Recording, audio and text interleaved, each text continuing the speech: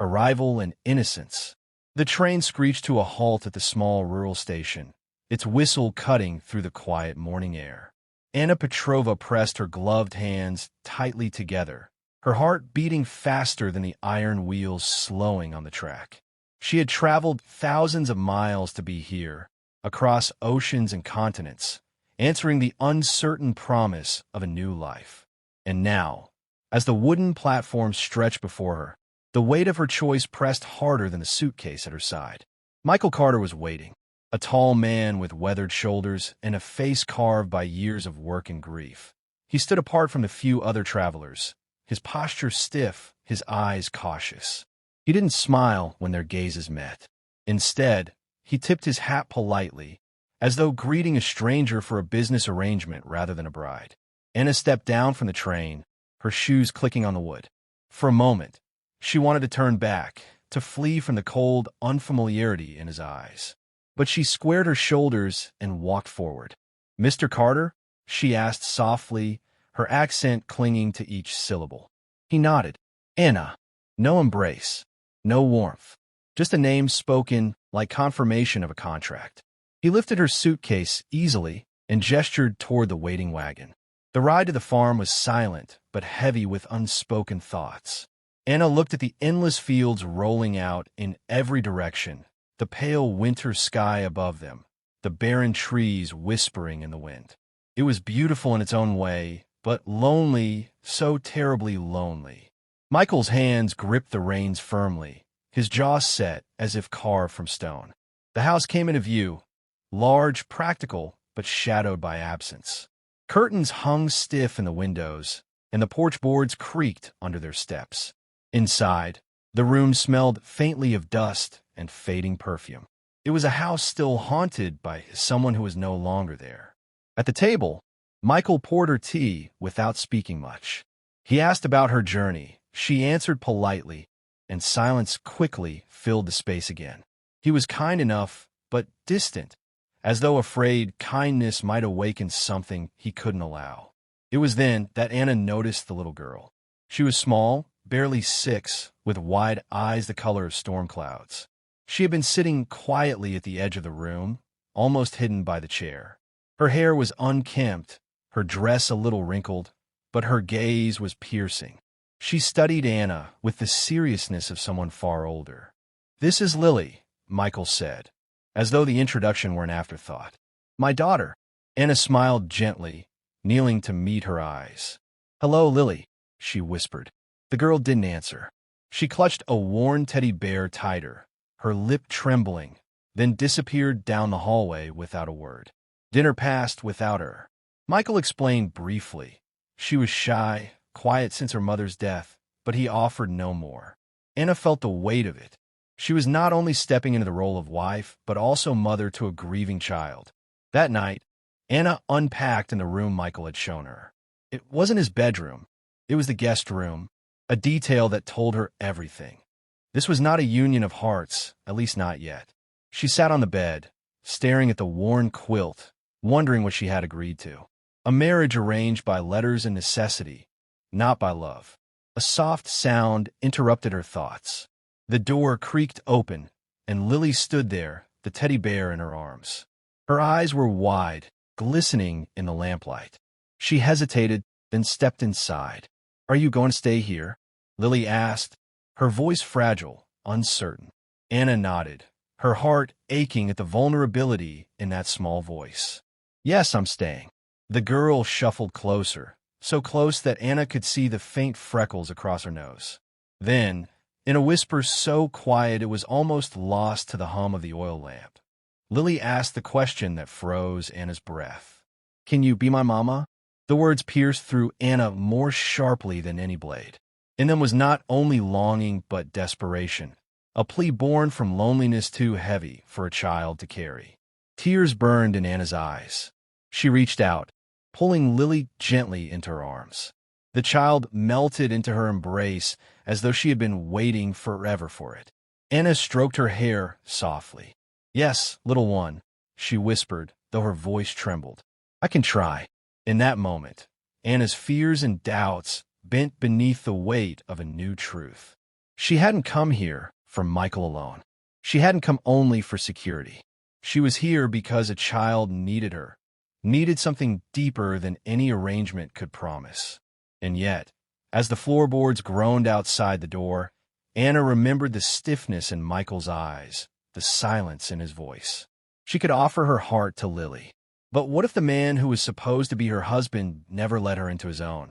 Anna held Lily closer, her gaze drifting toward the door that separated them from Michael's room. For the first time, she felt the shape of the conflict that awaited her.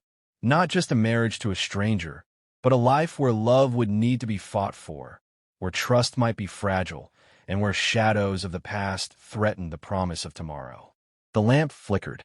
Lily sighed softly against her chest, and Anna, staring into the uncertain dark, knew the real story of her new life was only just beginning. Bonds and shadows. The following weeks slipped into a rhythm that felt both fragile and strangely comforting. Each morning, Anna rose early to help with the chores, the smell of fresh bread mingling with the sharp scent of firewood.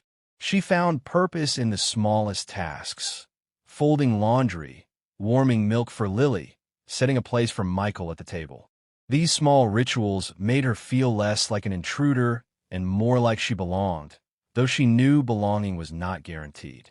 Lily, once hesitant, began to bloom beneath Anna's gentle patience. The child followed her everywhere, tugging at her skirts as Anna worked in the kitchen, asking endless questions in a voice that grew braver by the day. She wanted stories before bed, songs whispered in the dim lamplight, and hair braided with steady hands each morning before school. One evening, as Anna tucked her in, Lily whispered, "I don't feel lonely when you're here." Anna kissed her forehead, her chest tightening at the confession. "You don't have to be lonely anymore, sweetheart." It was the kind of promise Anna feared making, but she couldn't stop herself. She was already entangled in the girl's fragile heart. Michael noticed the changes too, though he said little of them. His eyes sometimes softened when he watched Lily smile at Anna, as though seeing a ghost of happiness he thought had died with his wife. Yet whenever Anna tried to speak with him to bridge the distance between them, he retreated into silence. At dinner, she would ask about his work. "The field seem ready for planting soon?" He would nod, answering in clipped phrases. "Yes, weather's been fair." The conversations never lasted long. It was as though he feared any warmth between them might betray a loyalty to the woman he had lost. Anna reminded herself that grief was a heavy chain. Still, part of her wondered whether his heart was truly imprisoned by the past, or if something else held it back. That question found its shadowed answer one crisp afternoon when Rebecca arrived. The knock at the door startled Anna as she folded linens in the parlor. She opened it to a tall, elegant woman wrapped in a fur-trimmed coat, her eyes sharp and appraising. "I'm Rebecca Lane," the woman said smoothly, as though her name should carry weight. "Michael's cousin by marriage." Anna offered a polite smile. "It's nice to meet you. Please come in." Rebecca's gaze swept across the house, lingering on the details as though measuring what had changed. When Michael entered from the barn, his expression shifted, tight, controlled, but tinged with something Anna couldn't quite name. "Rebecca," he greeted. His voice lacked warmth, yet there was no surprise in it. She reached out, touching his arm with familiarity. "It's been too long." The gesture sent a ripple of unease through Anna. She busied herself with tea, but from the kitchen she heard Rebecca's low laughter, the way she leaned close to Michael, speaking softly. Their voices carried an intimacy Anna was not meant to overhear. When Rebecca finally left, Anna asked cautiously, "She visits often?" Michael's answer was too quick. "Not really. She helped after my wife passed. That's all." The words should have reassured her, yet something in the way he avoided her gaze stirred doubt. That night, Anna lay awake, staring at the shadows dancing across the ceiling. She told herself she was foolish to worry. Rebecca was family, nothing more. And yet, she had seen the way Rebecca's hand lingered on Michael's sleeve, how his silence deepened in her presence. Days passed, and Rebecca returned again. She arrived with baskets of preserves, with idle reasons to stop by, each visit stretching longer than the last. She praised Michael's strength, touched his shoulder, laughed at his quiet remarks. Anna stood in the background, feeling the sting of invisibility. She was the wife, yet in those moments she might as well have been the servant.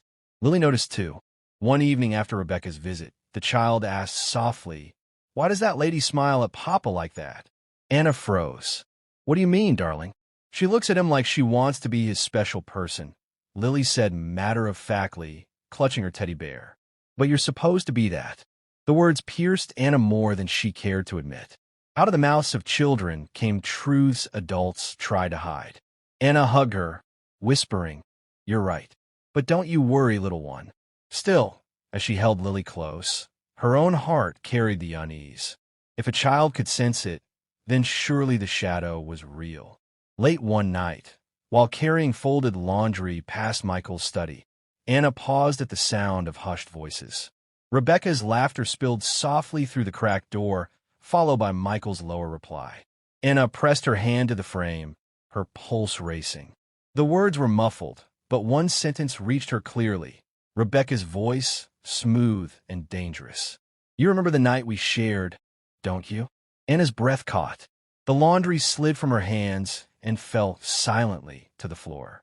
In that instant, the warmth she had begun to build in this house felt fragile, breakable, as if one wrong word could shatter it all. Betrayal and heartbreak.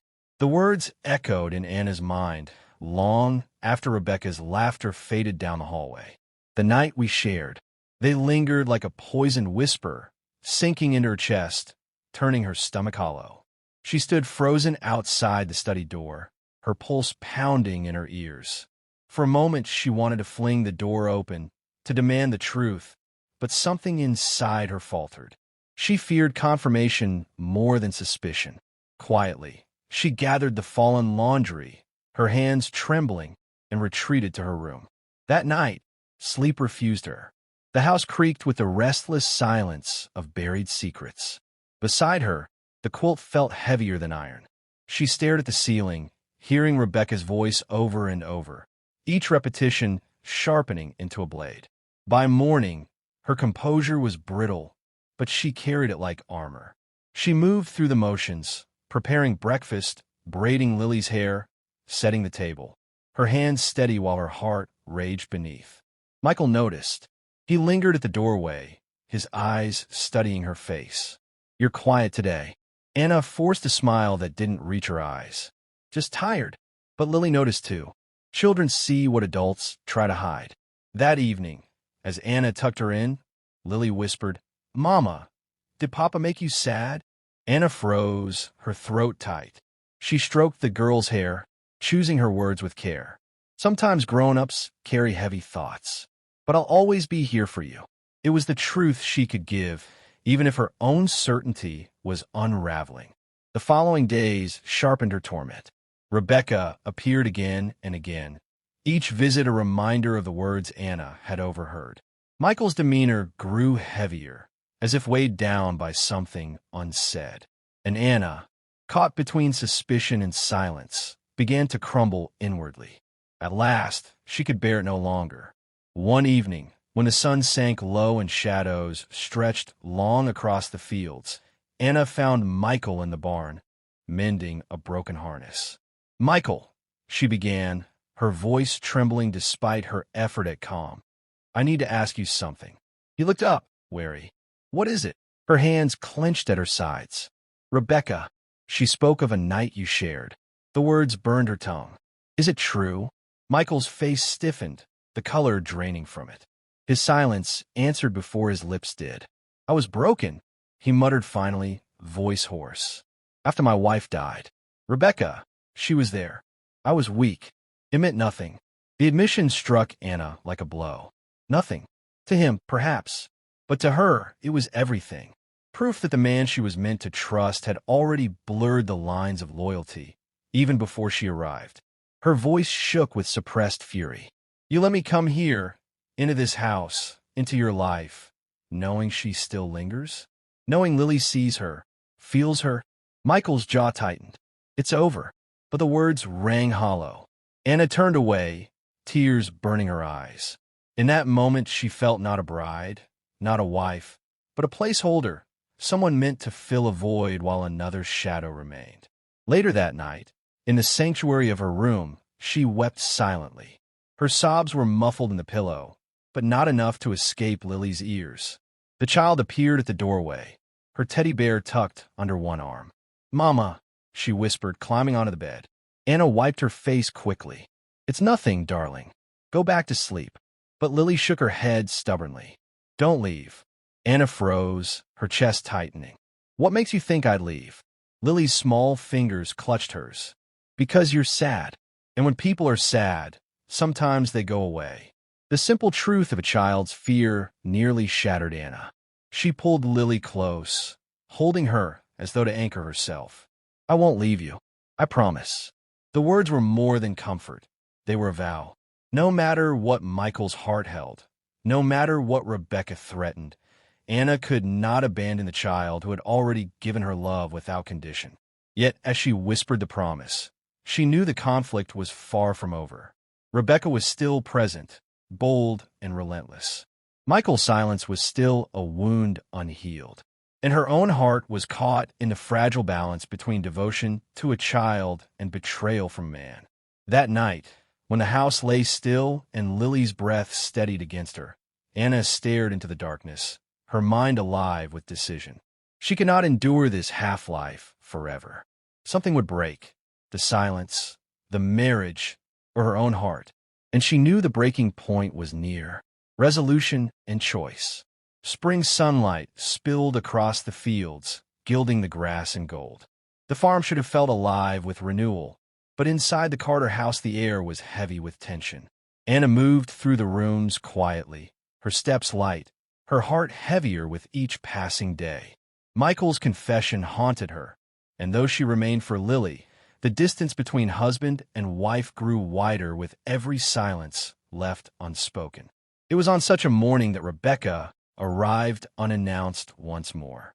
She entered as if the threshold belonged to her, the sharp click of her heels echoing across the wooden floor. Her eyes, lined with a confidence bordering on cruelty, swept past Anna and fixed on Michael. "We need to talk," she said firmly, ignoring Anna's presence altogether. Michael stiffened, setting down the ledger he had been reading. "Rebecca, this isn't the time." She stepped closer, her tone dripping with insistence. "There will never be a right time for you. You've been pretending for months, but you and I both know what we shared. You can't erase it by bringing another woman here." Anna froze at the doorway, her breath caught in her chest. Lily's footsteps pattered behind her, the child peeking curiously from the hall, sensing the storm before it broke. Rebecca's voice lowered, intimate and venomous. "You owe me honesty. Do you really think you can bury what happened between us? That you can build a life with her when your heart is still tied to me?" Michael's silence stretched, a pause sharp as glass. For a dreadful moment Anna believed he might yield, that the weight of his guilt would drag him back into Rebecca's grasp. But then he looked at Lily. The child's wide, frightened eyes met his, and something within him shifted. His gaze lifted to Anna, standing there with fragile dignity, her hands clenched to still their trembling. "No," he said at last, his voice firm, resonant. "I don't owe you anything, Rebecca. What happened between us was a mistake, born of grief, and it ends there. I won't let it poison my daughter's life, or hers." Rebecca's face twisted with shock, then fury. "You think she'll forgive you? You think this sham of a marriage will survive the truth?" Michael stood taller. "It's not a sham. It can become something real if I have the courage to let it." His words struck Anna as both confession and plea. He had been weak, yes, but now he stood in the light of choice. Rebecca's eyes narrowed. "You'll regret this," she spat, before storming from the house. The door slammed behind her, and with it, the storm seemed to pass. Silence lingered. Michael turned to Anna, his face etched with regret. "I failed you," he admitted, voice raw. "I'll let grief blind me. I'll let weakness shame me. But I don't want to live in shadows anymore. Not with you. Not with Lily." Anna's throat tightened. Part of her wanted to turn away, to shield herself from further hurt. Yet another part saw the truth in his eyes, Not just remorse, but the will to change. Words are easy, Michael, she whispered. It's what you do next that matters. He stepped closer, not to claim her, but to stand before her humbly. Then let me prove it. Not for myself, but for you. And for her. Lily, clutching her bear, tugged at Anna's sleeve. Mama, don't go, she said, her voice trembling. The child's plea shattered what remained of Anna's defenses. She knelt, pulling Lily into her arms, breathing in the scent of sun-warmed hair. In that embrace, she found her answer. Not in Michael's words, not in Rebecca's spite, but in the bond that had already been forged with a little girl who needed her. She looked up at Michael, her eyes still guarded, but no longer closed. I'll stay, she said quietly. For Lily, and for what we might build, if you are true. Michael's shoulders sagged with relief, though his gaze held the weight of a vow. I'll spend the rest of my life proving it. That night, as the house settled into stillness, Anna tucked Lily into bed. The child clutched her bear, smiling sleepily. I knew you'd stay, Mama, she murmured, her voice heavy with trust. Anna brushed a kiss across her forehead, her heart swelling with both tenderness and resolve. Later, as she stood by the window, the field stretched before her, endless and waiting. The shadows of betrayal still lingered, but beyond them lay the possibility of something new, a love not arranged, not borrowed, but earned. The future would not be simple. Trust would need rebuilding, wounds would need healing. But Anna no longer felt like a stranger in this house. She felt like part of something fragile, yet real, something worth protecting. The oil lamp flickered softly, and for the first time since her arrival, Anna allowed herself to hope. The story was not over. It was only beginning.